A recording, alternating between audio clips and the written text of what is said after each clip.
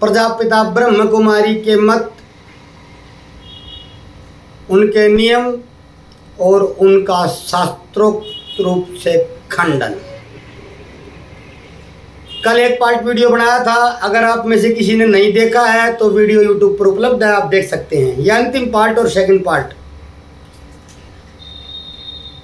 प्रथम किसी ने मेरे से प्रश्न किया है कल कि राधा का नाम शास्त्रों में क्यों नहीं है। शास्त्रों में नहीं है ऐसा जो बोल रहा है उसने शास्त्र पढ़े नहीं है, वो कहीं से सुनी सुनाई अफवाह फैला रहा है। राधोपनिषद नाम से पूरा एक उपनिषद है, आप पढ़ सकते हैं। सभी शास्त्रों में वर्णन है, भागवत पुराण में संक्षिप्त वर्णन है, क्योंकि जैसे ही सुखदेव परमहंस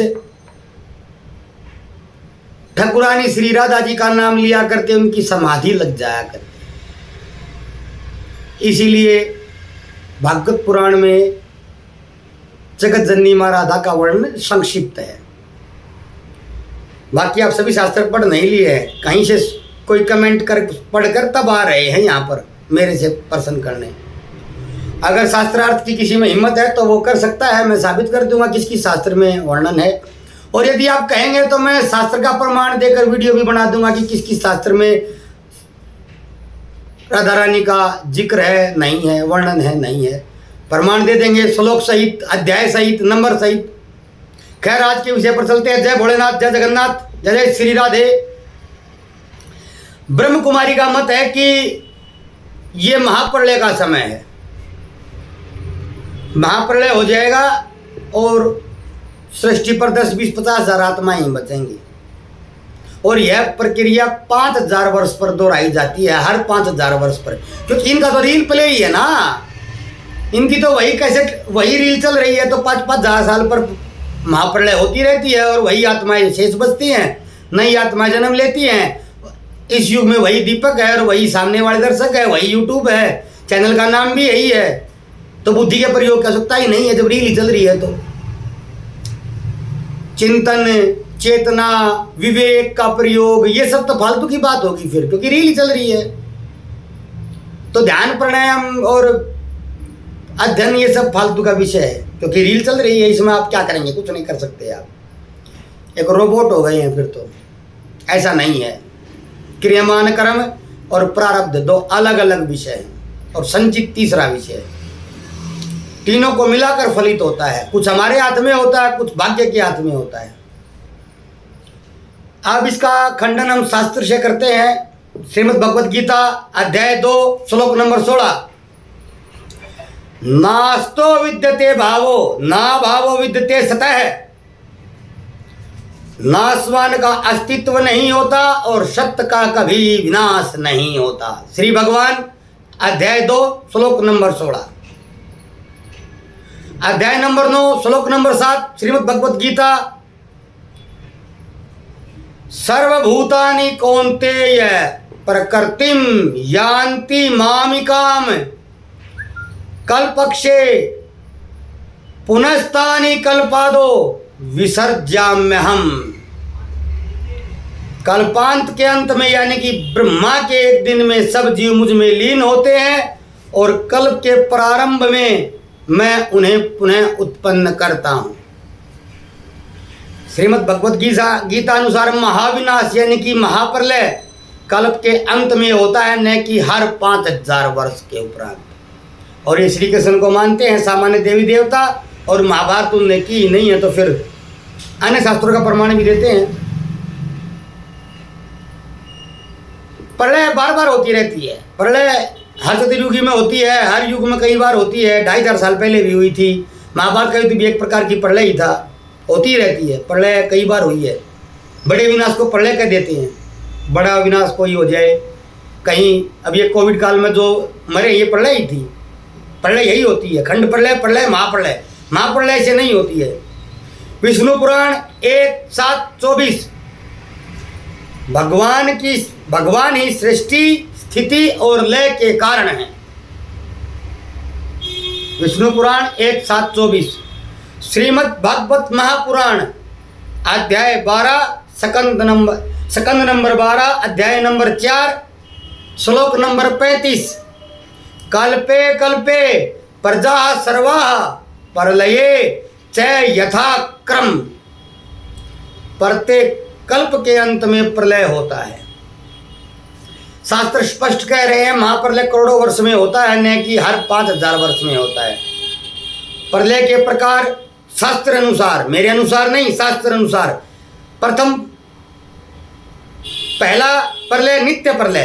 प्रत्येक क्षण में देह का विनाश हो रहा है, देह वृद्ध हो रही है, बच्चे की देह जवान हो रही है, प्रकृति में जीवों की मृत्यु हो रही है, नए जीव जन्म ले रहे हैं, पौधे नष्ट हो रहे हैं, ये नित्य प्रलय है। दूसरा नैमित्तिक प्रलय, ब्रह्मा के एक दिन के अंत में 4.32 अरब वर्ष के बाद नैमित्तिक प्रलय होती है,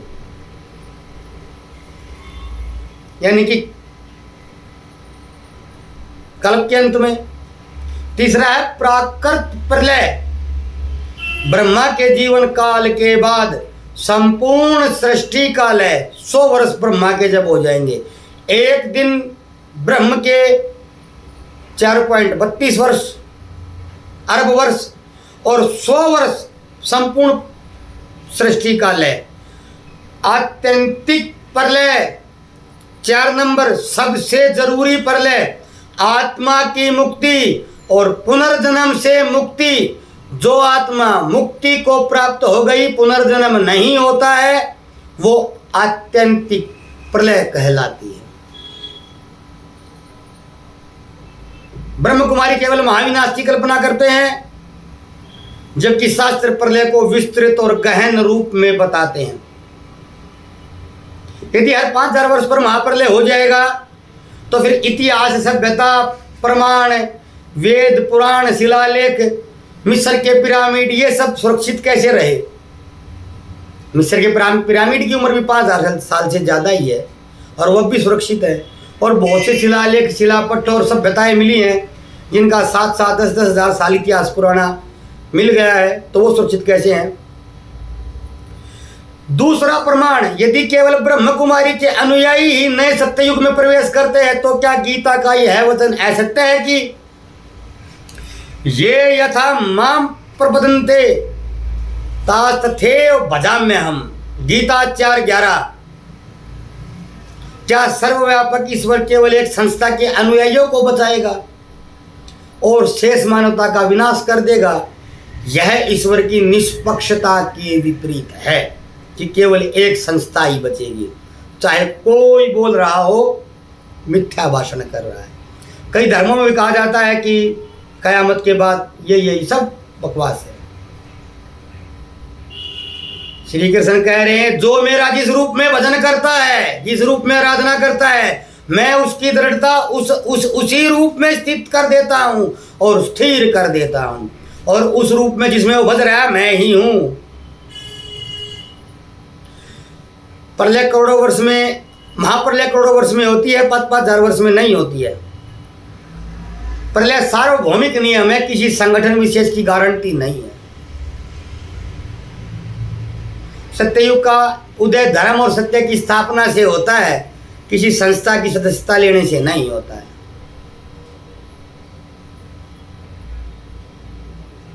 मेरे ताऊजी हैं, प्रिंसिपल थे, वो रिटायर्ड हो गए हैं, अब तो मेरे पास ही रहते हैं। हरियाणा में एक जिला फतेहाबाद, सन 78 में उनकी जॉब वहाँ पर थी। 78 में 80 में ही थी। टीचर थे तब वो, बाद में प्रोफेसर भी हुए, प्रिंसिपल भी हुए। तो तब वो प्रजापिता ब्रह्म कुमारी के आश्रम में गए थे, तो वो कहा करते प्रजापिता ब्रह्म कुमारी वाले की 2-3 साल ही रह गए, बस महाविनाश तो बिल्कुल आ गया है। उन बातों के बाद सन 42 साल हो गए, जो भी माने आप। ताऊ जी जब जवान थे, अब ताऊ जी की उम्र 72 साल है, रिटायर हुए भी 12 साल हो गए। अब भी ये यही कह रहे कि अगला महीना ही, बस कल परसों ही होने वाला है। ये कोई प्रमाण थोड़ा है, कुछ भी फेंक रहे हैं। पहले 4 प्रकार के होते, मैंने आपको विस्तार से बताया, समझिए, सुनिए। अब इनका सभी सिद्धांतों का सिंहावलोकन करते हैं इन्होंने कहा ईश्वर निराकार है, केवल उन्हीं के माध्यम से आता है। ब्रह्मा बाबा ईश्वर का प्रवेश हुआ, वे प्रजापिता है। महावीर का विनाश महाप्रलय निकट है, उनके अनुयायी सत्युग में प्रवेश करेंगे। आत्मा और परमात्मा समान ज्योति बिंदु हैं, उनका राजयोग सच्चा राजयोग है। अब इन सभी का सिंहावलोकन करते हुए, पुनरावलोकन करते हुए शास्त्र का प्रमाण लेते हैं। ईश्वर का स्वरूप श्रीमद् भगवद गीता अध्याय 7 श्लोक नंबर 24, अव्यक्तम व्यक्तिमापन्नम मनन्ते माम बुद्धे, मूर्ख मानते हैं कि मैं निराकार से देहधारी हुआ। ईश्वर कभी बंधन युक्त नहीं होता। सर्वशक्तिमान का अर्थ यही होता है, सर्वशक्तिमान है, जिस रूप में उसकी इच्छा है उसी रूप में प्रकट हो जाता है। देहों से ज्ञान देने का प्रमाण भी है। आदि गुरु शंकराचार्य को काशी में गंगा तट पर चांडाल के माध्यम से भगवान शिव ने ज्ञान दिया था। इसका मतलब ये नहीं कि साक्षात उनका आविर्भाव नहीं होता, प्रादुर्भाव नहीं होता है। आत्मा और परमात्मा में कठोपनिषद 2:13 नित्यो नित्यानाम चेतनाश्चेतनानाम, आत्मा एक है, परमात्मा एक है। आत्मा और परमात्मा की सत्ता अलग अलग है। ये बोलते हैं आत्मा ज्योति बिंदु है, परमात्मा ज्योति बिंदु है। अतः आत्मा परमात्मा का इनका सिद्धांत सनातन शास्त्र विरोधी है। योग का स्वरूप पतंजलि महर्षि कह रहे हैं 1-2 चित्तवृत्ति निरोध है, योग है। श्रीमद् भगवद गीता अध्याय 6 श्लोक नंबर 47, भक्ति योग ही श्रेष्ठ है। जो मेरी भक्ति दृढ़ता पूर्वक करता है वही श्रेष्ठ योगी है। अध्याय 6 में श्री भगवान कह रहे हैं किसी संस्था विशेष का पेटेंट योग हो ही नहीं सकता है। ईश्वर की भक्ति श्रेष्ठ योग है और चित्त की वृत्तियों का निरोध ही योग है। और जो ईश्वर की भक्ति दृढ़ता से करता है उसकी वृत्तियों का निरोध स्वयं होता है। गीता अध्याय 9 श्लोक नंबर 7, महाप्रलय केवल कल्पांत में होती है। अतः ब्रह्म कुमारी की महाप्रलय की भविष्यवाणी शास्त्र विरोधी है। खंड प्रलय चल रही है, हमने भी दिख रही है।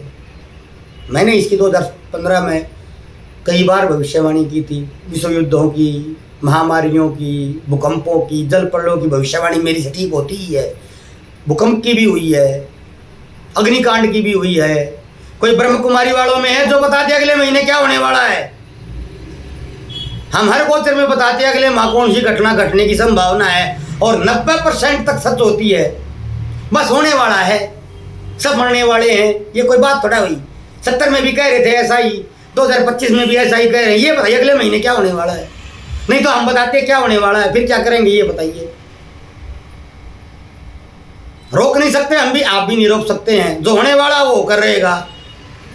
यद भावे तद भविष्यति, जब होने वाला तब होता ही है। जो घटना जब होनी होती है तब हो ही जाती है। वेद कहता है यद भावे तद भविष्यति, जब होना होगा तब हो जाएगा, हो ही जाएगा। लेकिन बताने का भी कि आपकी जो प्रक्रिया है, जो प्रारूप है, जो तरीका है, जो घटना है, वो तो कुछ है ही नहीं, कुछ भी नहीं। बस मरने वाले हैं। और बचेगा कौन? जो प्रजापिता ब्रह्म कुमारी का सदस्य है। ये क्या बात हुई? फालतू की बात है। आप बताइए, नहीं तो मैं बताता हूँ। बोलो अगले महीने क्या होने वाला है। अब बताया ही हुआ है यूट्यूब पर, कई गोचरों के वीडियो में बताया हुआ वही होगा। दोबारा देखने की इच्छा भी नहीं है, जरूरत भी नहीं है, बोल दिया वही होगा। विदेश में, देश में शुक्र क्या करने वाले हैं, सूर्य क्या करने वाले हैं, शनि क्या करने वाले हैं, हर गोचर में बताया है। हर ग्रहों के गोचर में वैश्विक फलादेश भी करते हैं और जातक का तो करते ही है। हमारा भी करते हैं, बुरा भी होता है, अच्छा भी होता है, होता ही है। ये भय का वातावरण क्रिएट करते हैं ताकि अनुयायी बनाएं, क्योंकि अज्ञात भय से लगभग समस्त सृष्टि पीड़ित होती है। मानसिक दबाव पैदा करते हैं, संकीर्ण सोच विकसित करते हैं। संस्था केंद्रित भक्ति, अनुयायी सोचते हैं कि केवल संस्था के माध्यम से ईश्वर मिलेगा। फिर गीता और भागवत और उपनिषद झूठ कर रहे हैं। ईश्वर की सर्वव्यापकता और निष्पक्षता का निषेध करते हैं। परिवार और समाज से दूरी, संगठनिक संस्था की भावना से अनुयायी परिवार से अलग थलग हो जाते हैं। सामाजिक सामंजस्य टूटता है। शास्त्र विरोधी विश्वास, गीता, उपनिषद, योग सूत्र, पुराण, सतपथ ग्रंथ सभी को दरकिनार करके संस्था को ही, शास्त्र और उसकी मुरली को ही सर्वोपरि मान लिया जाता है। सनातन शास्त्र से विचलन होता है। कुछ लोग कहते हैं हमको यही शांति मिलती है, तो ये तो बता रहे, उससे आगे का तो मैं यूट्यूब पर ही बताता हूँ। कोई नहीं सुने तो मैं क्या करूँ? मन पर जो मैंने बोला इनमें से कोई बोल देगा? संभव ही नहीं है, नहीं संभव है। ब्रह्म कुमारी के सिद्धांत नहीं गीता से मेल खाते हैं, न उपनिषद, न योग सूत्र से, न पुराणों से, नहीं अन्य धर्म के शास्त्रों से। यह एक संगठन केंद्रित विचारधारा है जो भय, संकीर्णता और भ्रम पर आधारित है। शास्त्र कहते ईश्वर सर्वव्यापक है। गीता 9:4, ईश्वर किसी संस्था, किसी की कॉपीराइट नहीं है। गीता 4:11, महाप्रलय करोड़ों वर्ष एक कल्प के बाद होता है। आत्मा परमात्मा शाश्वत और भिन्न भिन्न है। 3 चीजें शाश्वत है, सनातन शास्त्र कह रहे हैं, जीव, ब्रह्म और माया। तीनों विनाशी हैं। माया का भी रूप बदलता है, जीव का भी बदलता है, ब्रह्म तो ब्रह्म है ही। तीनों अमर अजर माने जाते हैं, सिर्फ अपने रूप में परिवर्तन करते हैं। प्रलय इसी को कहते हैं। आत्मा और परमात्मा और माया 3 ही हैं, बाकी कुछ है ही नहीं। या तो जीव है, या ब्रह्म है, या बाकी सब माया है। अतः ब्रह्म कुमारी का मत सनातन सत्य और शास्त्र सम्मत मार्ग से भिन्न है। उसका अनुसरण आत्मज्ञान व मुक्ति की प्राप्ति का प्रमाणिक मार्ग है ही नहीं। मैंने खंडन किया ईश्वर का देह में प्रवेश। षष्ठी चक्रपात 1000 वर्ष का मनुष्य योनि में ही आत्मा जन्म लेती है। मनुष्य मनुष्य ही बनता है, पशु पशु ही बनेंगे। कल की वीडियो में किया था, योग केवल उनके पास है। राजयोग इसका खंडन किया महर्षि पतंजलि द्वारा। संस्था केंद्रित विश्वास मानसिक सामाजिक नुकसान पहुंचाता है। अब वास्तविक मार्ग सुनिए, सिर्फ 3 मिनट में। ईश्वर सर्वव्यापक और सर्वशक्तिमान है। हरि व्यापक सर्वत्र समाना। गोस्वामी तुलसीदास जी कह रहे हैं, हरि व्यापक सर्वत्र समाना, प्रेम ते प्रकट होई मैं जाना। कई जगह ये भी वर्णन है, प्रेम ते प्रकट होई भगवाना। श्रीमद् भगवद गीता अध्याय 9 श्लोक नंबर 4, सर्वभूत भूतानि कौन्तेय प्रकृतिम यान्ति मामिकाम। आत्मा और परमात्मा भिन्न भिन्न हैं। कठोपनिषद 2:13, आत्मा नाशवान है, पिंड नाशवान है, आत्मा पुनः पुनः रूप धारण करती है, परमात्मा अविनाशी है। प्रत्येक आत्मा कर्म अनुसार जन्म और मुक्ति की प्रक्रिया से गुजरती है। पतंजलि द्वारा योग की चित्त वृत्ति निरोध है, योग है। अध्याय 1 श्लोक नंबर 2, श्रीमद् भगवद गीता अध्याय 6 श्लोक नंबर 46-47, भक्ति और ध्यान से योगी सर्वोत्तम बनता है, किसी के एकाधिकार से नहीं। वास्तविक साधना का मार्ग सत्संग और वेद अध्ययन का मार्ग है। गीता, उपनिषद, पुराण और अन्य शास्त्रों का अध्ययन, ज्ञान से आत्मा और ईश्वर का वास्तविक अंतर समझना, माया और ब्रह्म में अंतर समझना। योग और ध्यान का अर्थ है चित्त को नियंत्रण में रखना, विवेक का प्रयोग करके ईश्वर प्रेम और भक्ति के माध्यम से आत्मा का स्थिर विकास करना योग और ध्यान का उद्देश्य है। सदाचार और धर्म पालन करना, परिवार, समाज और प्रकृति के प्रति कर्तव्य का पालन करना, अपने कर्मों के परिणाम के प्रति सजग रहना। सर्वव्यापक दृष्टि क्या होती है? कोई संगठन या व्यक्ति ईश्वर का एकमात्र माध्यम नहीं हो सकता। ईश्वर और साधना का मार्ग सार्वभौमिक और निष्पक्ष है। इनका मार्ग सिद्धांत, शास्त्र और तर्क के विरुद्ध है। ईश्वर सर्वव्यापक है, आत्मा कर्म अनुसार अनेक योनियों में जन्म लेती है, योग सार्वभौमिक साधना है, धर्म और भक्ति से मोक्ष की प्राप्ति बिल्कुल संभव है। इस मार्ग पर चलकर भय, भ्रम और संस्था केंद्रित मानसिकता से मुक्त होकर सत्य, ज्ञान और मोक्ष की ओर अग्रसर हुआ जा सकता है। मैंने अपना विषय कंप्लीट किया है, मुख्य इनके सिद्धांतों का। यदि आप सनातन शास्त्रों को मानते तो खंडन कर दिया है, और सनातन को नहीं मानते तो विज्ञान की दृष्टि से भी खंडन कर दिया है। कल की वीडियो में भी, कुछ आज की वीडियो में भी। ये कहते 5000 साल पुराना चक्कर है, तो ये इशार में राखी गड्डी की सभ्यता मिली, ये झूठ है। हड़प्पा और मोहनजोदड़ो और मेसोपोटामिया वो सब मिथ्या ही थे। मिस्र के पिरामिड सब यूं ही खड़े हैं, किसी ने 2 महीने पहले खड़े कर दिए। वो फिर औरंगजेब और वो तैमूर लंग और चंगेज खान और चोल और बर्बर और हुण वो कब आए थे भाई? 2000 साल हो गए उनको, तो वो तो फिर द्वापर युग में आए होंगे, क्योंकि 1250 साल का युग मानते हैं। महावीर जैन और महात्मा बुद्ध और आदि गुरु शंकराचार्य ये तो फिर त्रेता में सतयुग में पैदा हुए थे। और श्री कृष्ण के महाभारत को तो आज शास्त्रीय प्रमाण अनुसार, सूर्य सिद्धांत काल गणना अनुसार, सभी गणनाओं अनुसार 5224 साल हो चुके हैं। 5000 साल पहले पढ़ले होनी थी, तो फिर वो महाभारत और श्री कृष्ण तो फिर हुए नहीं होंगे। खैर इनको भी लोग मानते ही हैं, ज़्यादा मानते हैं। मेरे को तो कौन सुनेगा? ज़्यादा ज़्यादा 200-500 लोग सुन लेंगे, इनको ज़्यादा लोग सुनेंगे, क्योंकि भ्रम ज़्यादा लोगों को घेरता है। जब तक सत्य दरवाजे की दहलीज पार नहीं करता, तब तक झूठ ब्रह्मांड के 3 चक्कर काट कर वापिस आ जाता है। झूठ में इतनी शक्ति होती है, क्योंकि वो भ्रम पैदा करता है, वो अज्ञात भय पैदा करता है। सत्य बोलने के वाले के पास एक सत्य ही होता है।